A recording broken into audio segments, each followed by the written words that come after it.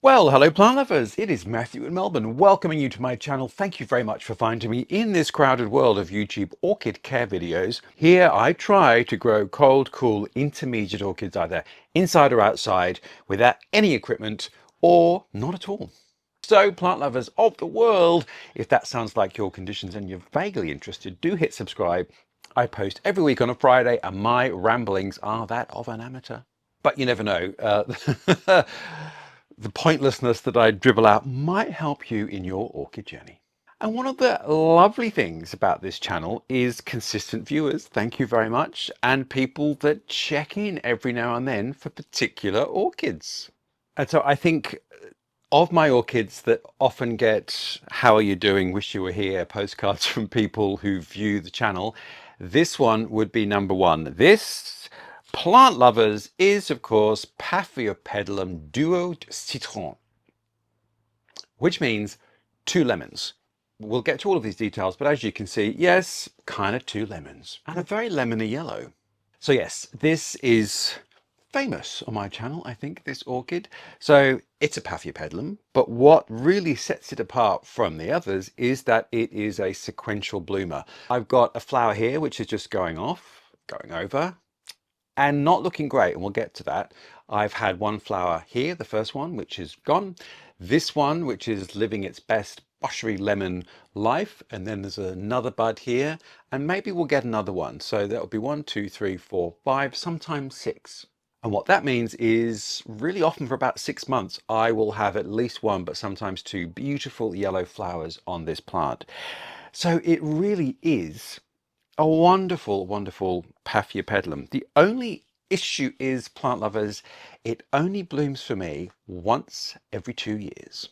Which is why it's always quite lovely that people say, "How's your Paph Duo de Citron going? Any updates?" Well, here we are. It just takes 2 years. It's just, I guess it's going to give us a lot of love for 6 months. It takes 2 years to build up to it. So I understand. But plant lovers, now is the time. It's begun its process. It is late summer that I'm filming this here in Melbourne.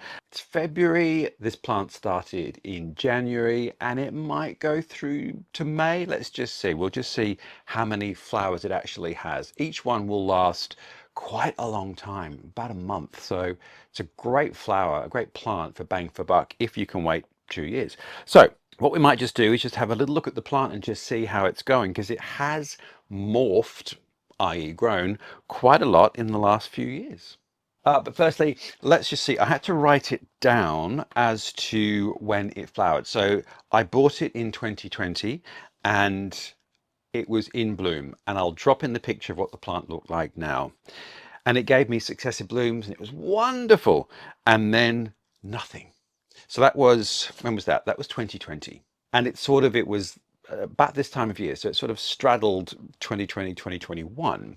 One of the first orchids I bought, actually, reasonably expensive, and it was a division. And I'll link the place that I bought it from below. And I still think that he has divisions of this. And then next blooming was 2023, which I made a video about. In fact, I've made a video about each of its incarnations, so I'll link them all as we go through. And now, of course, it is 2025, and the buds started to appear late last year, 2024, and now this will see me through till at least perhaps a third, halfway through of 2025. So it's kind of lovely to have this circular return, like a Saturn return, but for a Paphiopedilum. So this was a hybrid created in 2011, so not that long ago really. And given, when did I get it? Oh, 2020. So it was relatively newish to cultivation. And it is a cross between two species. So that's called a primary hybrid when you cross two species. And they are Paphiopedilum primulinum. Primulum might give you an idea. Yes, yellow flowers. And that is from Sumatra, and it's relatively high altitude, but it's still a warm to hot grower. And that one has the successive flower trait, and they're fragrant. This one, alas, isn't, but one of its species ancestors is. So that's where we get both the yellow and the successive blooming characteristics from. And the other, Paphiopedilum armeniacum, which is from Yunnan province in southern China, which is one of those crazy botanical hotspots where so many plants have speciated and evolved.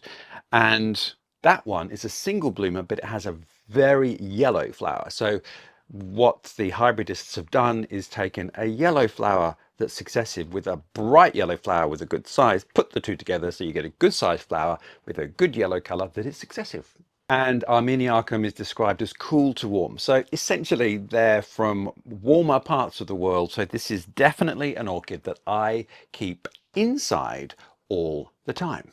And you can see that its leaves are not particularly speckled. So you can get quite speckled Paphiopedilums, which have beautiful leaves, like the Mordii type, which I've had and made videos about. And they, without their flowers, look quite amazing, really beautiful, beautiful plants. This one has a little bit of mottling, but not crazily so. And so a general consensus is that the mottled leaves ones like less light, the plainer green ones can take a little stronger light. Either way, they're not bright light plants, but I would say this is sort of moderate indirect light. Now, I, in my infinite wisdom, repotted this, and I've made a video about it. So I gave it a repot last year at some point, and did well. It's done fine. We'll get to the growth in a minute, but I will say it's hard to remember, but I'm feeling the flower might be a little smaller this year. So I actually just gave it a little topical dose of a slow release fertilizer because I may have missed this one out in my annual spring feed up. It's now late summer, so you know it's a little late in the game, but hey ho, whatever. These plants do kind of grow throughout the year, so I'm not going to beat myself up too much about that. So in that video, I think I showed you what I use, which is basically a small bark mix. You can put a little bit of perlite in it, a little bit of sphagnum, I guess, if you want to, a little bit of charcoal if you want. Really depends where you're growing, what your climate is, and what your potting desire is. Really, there is no one way to grow anything. It's really dependent upon what works for you, the plants, and your microenvironment. But this one does very well. And actually, what I sometimes use for Paphs too is just an out of the bag orchid mix, a little bit more granular, because some of them are lithophytes and some of them are slightly sort of terrestrial lithophytic. So often on the sides of cliffs in nooks where lots of leaf matter has accumulated and moss, so they're getting their roots into all of that goodness. So I think that out of the bag mix can often work very well, and I do use that. So sometimes I mix that with a medium bark with a little bit of perlite just to really mix it up. And the ancestors of both of these, those two species, do grow in that sort of lithophytic environment, pretty constantly moist as well. So not a plant that wants to dry up because, as you can observe, Exhibit A is that there are no pseudobulbs in this type of plant. So they have a fan, so you have the branching leaves coming up, but there's really no capacity for it to store energy or water, which means it needs constant water and constant energy throughout the year. So mine is downstairs on the bottom of the staircase, which is north facing. Now I'm in the southern hemisphere, so that's where all the light is. In the northern hemisphere, you'd be looking at a southern window. So it's getting bright indirect light, but it's quite far back from that window. So it's diffused somewhat. So I would say indirect light, moderate indirect light. And I am making an epic what is light video. So quite what that looks like, you can have a look in that video when it comes out. Light can be a bit of a minefield for growers, whether you're a beginner or not, because just figuring out what the light requirements are for orchids can be quite tricky. But I think good rule of thumb, Paphiopedilums do not want the same bright indirect light that most of your average indoor culture orchids want. So things like oncidium type orchids will want brighter light than this. However, they do not want to be stuck in a dark corner because then they will not bloom for you. So it's finding that sweet medium. And sometimes it's not a huge amount of difference that you move a plant to or from the light that will make all the difference and get it to bloom. So I'd say if you have a plant and it's mature enough to flower and it's not, try moving it a little bit closer, 30 centimeters, a foot closer to a brighter indirect light source and see what happens. Of course, the other thing is you might have a 2-year cycle plant like mine and it's just waiting, building up all its energy resources. So many paths, single blooming ones, will bloom every year with a new growth. But my baby, nah, I figured out, takes 2 years.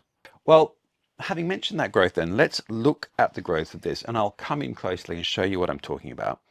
So these plants produce what's called a fan. So you have the leaves coming out, and that, I guess, crescendos into a flower spike coming out from the apex, the crown of the plant, as this one has done there. And then you have your flower, and the single flowering paphs, that flower can last at least a month. So they are good value, even though those types will often only bloom once a year. This one, of course, every 2 years, but the flowers last for at least 6 months. So you get your crown, you get your flower spike, the flower dies.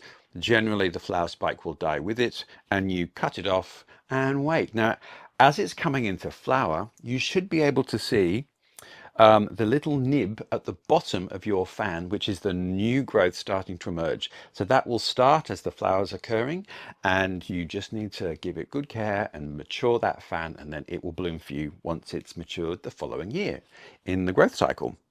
And that's not dissimilar to many orchids. You get a new growth, takes a year to mature, and that will then produce the flowers for you, like a cymbidium, for example. However, the important thing is, if you have a successive bloomer, don't cut the flower spike until the last flower has died. And you'll know that it has, because there just quite simply won't be another bud at the end of the flower spike for you. And the spike will start to sort of go a beigey color and die, essentially. So you'll know it's done. Then you can trim it off. It ain't gonna bloom again. Some paphs, though, are multifloral. So you get one stem with multi-flowers on, but that happens all at once, as it were. So they kind of all open. There might be a little bit of difference, obviously, between the first one opening and the last one, but essentially all those flowers are open at the same time. And I think maybe Rothschildianum is the most famous of that. Beautiful flowers with all those drapey sepals. And the multifloral ones look amazing, but that spike has all those flowers. They kind of open roughly at the same time, and then it will die. So you do chop that off, because it's done once all those flowers have died. So this one is a little bit different, and I think a bit more unusual in the paph world. There aren't as many sequential bloomers as there are multi-bloomers or single ones. And so what you want is a new growth. That's what you want every year, to perpetuate this beautiful cycle of blooming. And what I can see here, which brings me a great deal of joy, is that we've got our blooming fan here. And at the bottom of it, you can see the little green nib, which is the new fan just starting to grow. But, plant lovers, what I've realized is that I have a second matured growth here, which hasn't bloomed. So in fact, one of my fans has produced another new growth, and it's gearing up. And what I can actually see in the middle is probably the beginnings of a flower spike. So I am in seventh heaven. Now I'll drop in the picture again of the plant when I first bought it. You can see quite clearly there was one fan, one flower spike. Great. Now you can see it's quite a beefy plant. It's really grown up for me and developed lots of growth points. And so by great fortune and a miracle, I've now got two fans capable of flowering. It looks like this one is about to go into it. So probably when this one has stopped flowering, this one, the second one, might start taking over, which means that could be a year of these beautiful butter lemon flowers. So, name of the game, plant lovers, as always, good basic care, vegetative growth, Bob's your uncle, you'll get flowers. Now, let me allude to the comment that I made earlier on. So this is the second flower. And what you might be able to see, I'll come in and show you, is it's a little deformed, and it's a little brown and a little off. The reason for that is that I had, and just about gone, but still struggling, aphids this spring, summer, and I've never really had aphids inside the house. And they are really difficult to get rid of because they have a very fast breeding cycle. So you're constantly having to spray to maintain eliminating them. And if you miss it and some of those little beasts hatch, off you go. You've got a whole new million-strong colony of marauding beasts sucking the lifeblood out of your orchids. So this one, and what they particularly love, is the new growths and flower buds, because orchids actually have quite strong fleshy leaves, which generally aphids aren't attracted to. But when the new growths are coming out, they're very soft and fleshy, and the same with the flower buds. So they are manna from heaven for aphids. They love sucking the blood dry. And of course, when a bud's emerging and you've got some insect sucking out all the energy from it, obviously it's not going to grow very well because it's having its energy stolen from it. Same with the new growth. The new growth will be deformed, discolored, smaller, distorted because the sucking insects have been drawing out the energy from it. So, tricky. I sprayed it as you do, and then what I realized is that that spray, which is a paraffin-based oil, an organic one. It's actually recommended if you have an organic garden. So if you're growing organic vegetables, it's one of those sprays that doesn't compromise your organic status. Anyway, I sprayed that. Now, sometimes, most of the time, that does not affect plants, buds, new shoots at all. It just kills the aphids. Well, it killed the aphid, but it really damaged the flower as well. So double-edged sword, really. How do you get rid of aphids and not damage the flower? So anyway, undecided on that front, plant lovers, but nonetheless, I'm just thrilled that it's blooming for me and is going to give me a good 3, 4, 5, 6 months of yellow gorgeousness. The other thing you'll notice on the flower is that I had a bit of a marauding caterpillar that somehow got in and just started to munch everything. And what I might just do, plant lovers, which you can just see here, this is the spike of the first flower, the dead spike. There we go. So I've just trimmed that off to make it look lovely. And then I can certainly see one more bud forming here. Hopefully there'll be successive ones. You never can really tell how many it's going to have, but at least 4. Just have to see how the spike progresses. So you can see it sort of curves to one, then the other, then the other, then the other as it evolves and develops. So plant lovers, that's Paphiopedilum Duo de Citron, one of my stalwarts and a favorite orchid. And I think with Paphs, once you get the right spot for them and you get into the right watering rhythm, absolutely easy as pie. And yes, I mean, the thing is, just don't let them dry out. It's not an orchid that wants to dry out. It does have quite fat, and very fat actually, quite hairy roots. So it's not particularly delicate. I think if you do forget it for a few days, you know, the world won't end, but it's not something that you really want to let dry out often. So there we are. Now, of course, I was so thrilled with the whole nature of successive blooming on Duo de Citron that I thought, I need to find another one. And so, plant lovers, let me introduce you to our new multi-blooming successive Paphiopedilum on the block, which is Paphiopedilum Transdoll. Now, this one is from an amazing grower here in Australia, not in Melbourne. I think actually he's in Queensland, and he's called Atian Slipper Orchids. And I'll put his details below. He sells on eBay in Australia and Facebook orchid groups, but you can find him on eBay. Now, just a note to all our international viewers, Australian shippers cannot send live plant material out of the country, nor can you send it into the country. So if you're outside of Australia, don't try and buy one because you won't be able to, but hopefully you'll be able to find this orchid. It's, I think, quite a renowned hybrid, and it's a cross, once again, between 2 species, which are Paphiopedilum rothschildianum, which I mentioned before, because that is a multifloral flower. Very, very famous Paph, I think. One of the most famous ones, perhaps, because the flowers are stunning with very long, whiskery sepals. And because you can get 5, 6 flowers on the spike, it looks so dramatic and incredible. Really, really great flower. So that's where I think a lot of the color and the shape comes from for this one. And then Paphiopedilum limianum is the other ancestor species, and that is the successive bloomer. So we have the multifloral and then the successive trait, and the flowers don't look that dissimilar. They're both sort of that mauvey lip, the mauvey lip and striped sepals and a sort of a green top part of the flower, green striped top part. So that's where the successive gene comes from. But I think the rothschildianum gives it more successive blooms, and just the combination of the 2 flower shapes has just sort of made something really delicious. Anyway, look at that beautiful plant. I would say that's probably a couple of years away from blooming. Alas, alas, alas. I think you know a plant's ready to flower when it actually starts producing new growth. So I think that's when it's mature and it's ready to start having kids and settle down.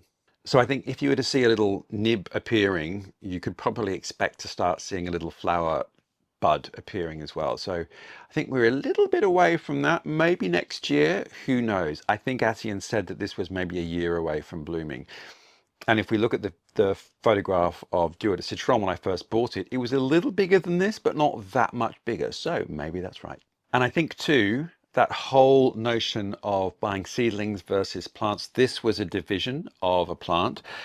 And so in fact, this plant, because it's now got multiple matured growth points, this is probably a plant that you would separate and sell a division from. Not that I am going to do so, plant lovers, so do not please ask me for a division of that, because I won't give you one. I want mine to form a beautiful specimen form. So this one was a seedling, and Paphs seedlings can take 4 or 5 years. Really depends on the type. So you've got to be in it for the long haul, or buy a mature-ish seedling, so one that's 3 to 4 years old, and just hope for the best. But not that common, well, not in Australia anyway. There aren't huge resources to buy these orchids. So probably in bigger markets like Europe or North America, you might be able to find flowering examples or larger specimens that are about to flower. But for me here, not much choice. So I literally just found the largest specimen I could find, almost regardless of the flower. But there weren't that many choices actually of successive bloomers. So this is the one, Transdoll. The flowers look stunning. Here's hoping. I repotted this in a mix that was medium bark, perlite, and a little bit of sphagnum. The sphagnum is just to try and retain some moisture in the pot so that the roots have always got something to draw upon. And like this one, bright indirect light. And its species ancestors, again, are that sort of lithophytic type of orchid growing in the nooks on the side of cliffs.